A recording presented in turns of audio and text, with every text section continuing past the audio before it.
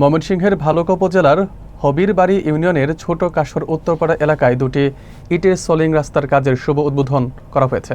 বিস্তারিত থাকছে সাইফুল ইসলামের প্রতিবেদনে। শনিবার সকালে শাহাবুদ্দিনের বাড়ি থেকে শাহজাহানের বাড়ি পর্যন্ত 600 ফুট এবং জয়নাল আবেদিনের বাড়ি থেকে মফিজউদ্দিন শেখের বাড়ি পর্যন্ত 500 ফুট রাস্তা নির্মাণ কাজের আনুষ্ঠানিক উদ্বোধন করেন ভালুকা উপজেলা বিএনপির যুগ্ম আহ্বায়ক আলহাজ শহীদুল ইসলাম শহীদ।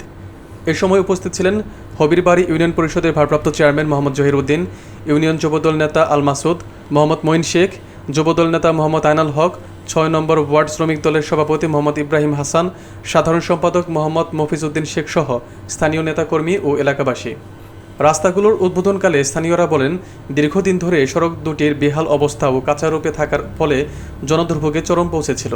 অবশেষে এলাকাবাসীর দাবি পূরণ হওয়ায় তারা সন্তোষ প্রকাশ করেন এবং দ্রুত কাজ সম্পন্নের আহ্বান জানান।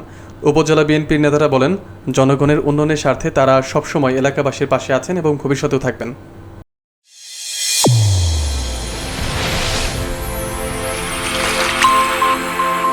চ্যানেল A1 হৃদয়ের স্পন্দন।